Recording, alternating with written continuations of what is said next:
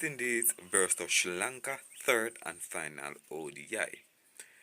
My wonderful peeps, what's the best potential playing 11 that you think the West Indies can use to battle this third and final ODI where it's a must-win game for them?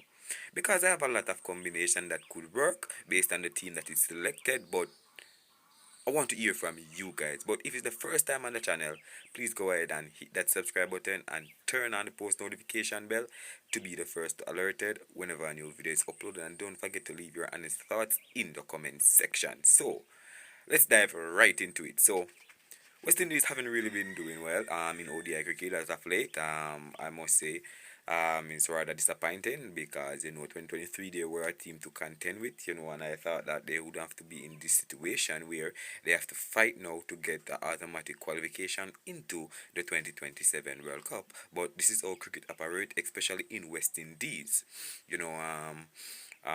This West Indies team is a team that you can't really bank your full money, and at one point they're performing and then the other point is like they're hit the reset button or restart button, which is something they need to change. Their mindset, their everything need to change when it comes on to strengthening the future foundation of West Indies ODI cricket and the longevity of the game.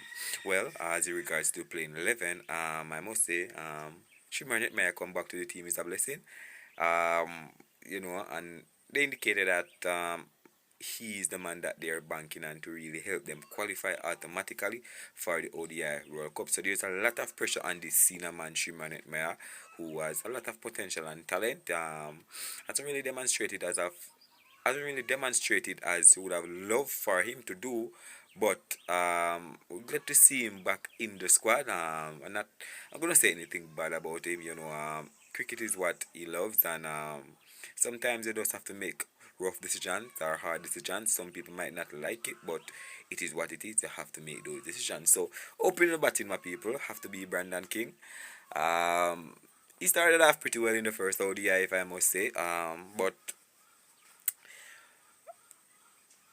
he gave away his wicket. But hopefully he can get a good start because he's one of the better openers we have now. As well, it seems as if they're not going to continue with Evan Lewis. Then you have to go push John Campbell because Kyle Mayer is out as well. So you have to go push John Campbell to fill that big gap that Evan Lewis left. And John Campbell have to accept that responsibility and play sensible cricket. You understand, by nature he's an aggressive player, but he has played test cricket, so his temper should be tempered. Well, so John Campbell and Justin Greaves, so they're gonna continue the right and left hand combinations. So Justin Greaves and John Campbell opening the batting. Justin Greaves got a 45 in the first ODI. John Campbell I think got 17 or 12. I'm not sure, but that's what I'm remembering. So see with me. These two have to put on a steady partnership, guys. At least 100 runs, or not. Me I put it too far. Say 50-run partnership or 60-run partnership to give a solid foundation for the other batters to build on. When Casey Carty came in, his job is to settle innings and bat through the innings. Rotate, strike, and control the middle order. He and Shea Hope, because Casey will come at number 3. He's averaging 45.18, I think, behind Coley and I think Kane Williamson. I think he's third in the world in average in ODI. So he's up there. So he needs to show his class and demonstrate that, hey, I can still do the job that is asked of me. So Casey Carty at that number 3. 4, Shea Hope, who got a 50-yard in the first ODI. As I said, he's doing his best as a captain in terms of his batting. But he alone can't do it. He need help. If he's one thing, you have to give other players have to give support. You can't just rely on the captain, has just played 150 matches, even though the 150 was washed out, but 150 ODI matches. He's one of the greatest ODI players to ever do it. But him alone can't bring the team. The other youngsters need to step up and show that they want to be a part of the team. So Shea Hope 4, 5. I'm gonna go with Sheffield rather for that number 5 position. I'm going to put him ahead of Hetmeyer. Reason being, Sheffield Rutherford have been in some good touch in ODI, even though the last match he never did anything special. But I think he's going to go at that number 5 position. And then number 6, I'm going to bring in Shimran Hetmeyer. Last match, there's a picture John Good didn't get the opportunity, but if they're looking that way. I think they might stick with Django or bring in Shimran Hetmaya. I think Shimran Hetmaya will come in at that number 6 position, right? Because Sheffield Rutherford 5, Shimran Hetmaya 6. He's just coming off the IPL. Hopefully he can uh, demonstrate some form. He hasn't really did well. He didn't really do well in the IPL, if I to be honest with you guys. So, um, you know, so he came back into the team would be, um, hopefully he can find some form. You understand? So, 6 Simran Hetmeyer, 7 Rustan Chase as a spinning all rounder, even though a lot of people are calling for him to be out of the team, but he's one of the best all rounder we have right now in spin.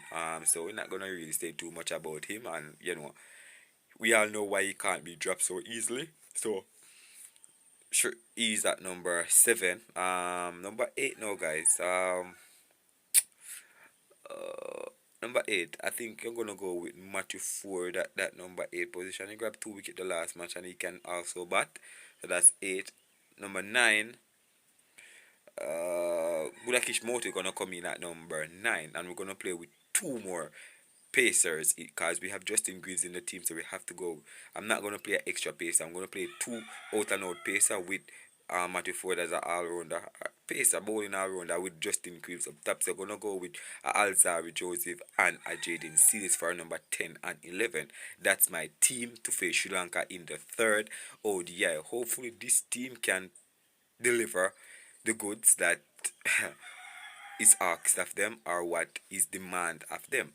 I don't really know, but I just want to see good cricket, my people. I want to see them level the series and show that they are not the worst or that they can still get the job done.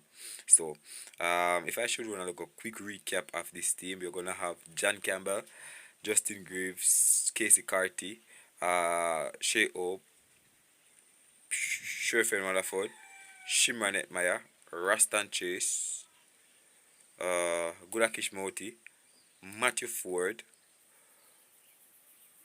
Alzari Joseph, and Jaden Seal. Sorry, Shamar, but I'm not going to say it to him. Or they might even drop on Matthew Ford and keep Shamar Joseph because if they want extra pace in the back end or extra bowler. But Matthew Ford can still do even more in terms of his batting because he's a more of an all-rounder to me. In my opinion, I think he brings something different to the team.